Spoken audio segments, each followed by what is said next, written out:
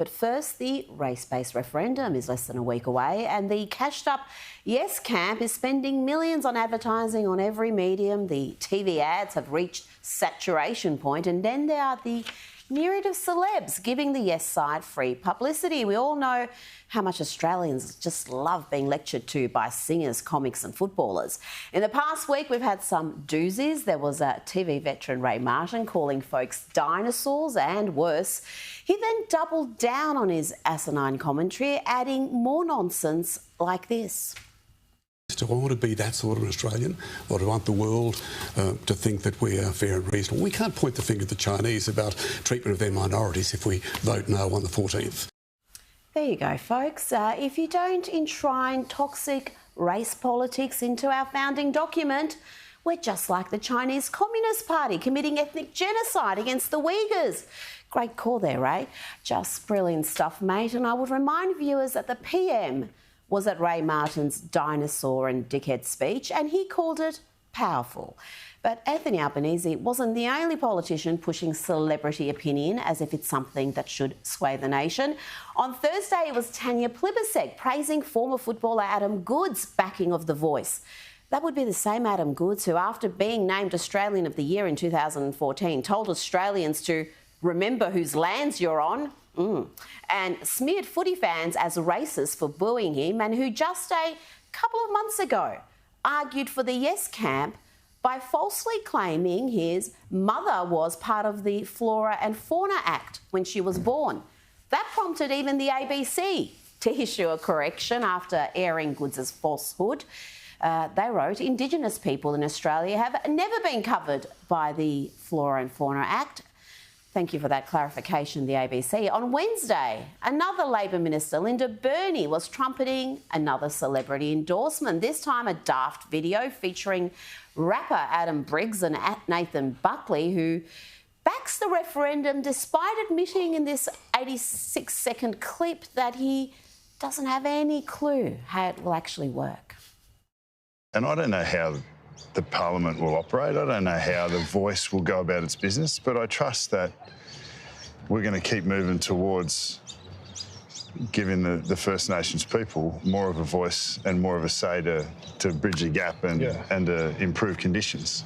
Oh, well, that's me convinced. Powerful stuff. And the rapper in that clip, Adam Briggs, is in the habit of indulging in the most simplistic and divisive vitriol, regularly calling the No campaign racist, claiming the referendum is just about recognition, and even complaining about, and I quote, dumb dogs who want to know the details. Charming. But perhaps the most counterproductive bit of support for the Yes side in the past week came via the Nine papers, with their chief political correspondent excitedly promoting the views of activist Tani Brown, who was once a no vote but has switched to yes in recent months. They eagerly shared her view that it's important for this country to send a message by writing yes in the upcoming referendum. Now, this would be the same activist who said during a protest on Australia Day, F Australia, I hope it burns to the ground. I don't know about you, but personally I prefer to ignore the opinions of those who hate this country and want to watch it burn. And before I go, let's check in with the woman who thought she was destined to be the leader of the free world. Remember when Hillary Clinton tweeted this in October 2016? Happy birthday to this future president, she wrote about herself. Deranged. Well, after refusing to accept the 2016 election result, claiming for years that the election was stolen, and helping to concoct the very dangerous conspiracy theory about Russian collusion, Hillary is now earnestly arguing for Trump supporters to submit to deprogramming. Those MAGA extremists take their marching orders from Donald Trump, who has no credibility left by any measure. He's only in it for himself. He's now defending himself in civil actions and criminal actions. And when do they break with him? You know, because at some point, you know, maybe there needs to be a formal deprogramming of the cult members, but something needs to happen.